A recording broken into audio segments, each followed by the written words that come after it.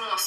Dar nu pot, frate, nu pot să scot atâtea cuvinte urâte din gura mea, nici măcar nu le știu, e pentru prima oară când le aud. Și nu mă mai judeca pe mine pentru ce am făcut eu la 13 ani, te rog eu mult. Da? Păi nu te judec eu, te judecă o țară întreagă. Să vorbești la 13 ani așa cum ai vorbit tu este ceva horror. Este ceva de nedescris. La 13 ani nu vorbește nimeni așa, să înjuri de toți morții și să ameninți fata.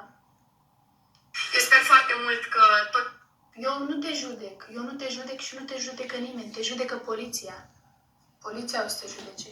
Ce s-a întâmplat acum pe online să fie un exemplu, că nu există, foarte rar există prietenie adevărată, că ajungeți să vă certați. Ți-a greșit și ție o fată, ai greșit și tu în fața ei și acum toată lumea sare, hai să zicem toate despre Iuliana, hai să zicem toate despre aia, despre aia, despre aia. Hai frate, serios? Voi m-ați crezut pe mine proastă că eu tac din gură și că eu niciodată nu o să scot nimic pe gură? Nu te-a crezut nimeni proastă, ești o proastă. Gândiți-vă și ce pot să zic eu, că am multe de zis.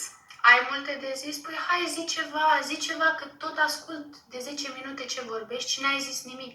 Zi ceva, zi o dovadă, o chestie, ceva.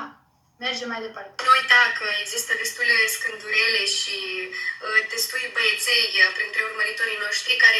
Hai, fă mai plictisit cu tema asta. Înțeleg că ți-e ciudă, că ți-am descris corpul, dar asta e, asumă-ți. Întoarce-te din după. Mai stai pe acasă, nu mergi la sală în fiecare zi, că nu ești bodybuilding. Dubai, să-ți rezolvi... Mă bucur că sunt și, draga mea, întoarce-te din Dubai să-ți rezolvi problemele tale. Schimbă un pic subiectul. Nu-ți face griji că nimeni n-a uitat de problemele tale. De problemele mele? Dar ce probleme?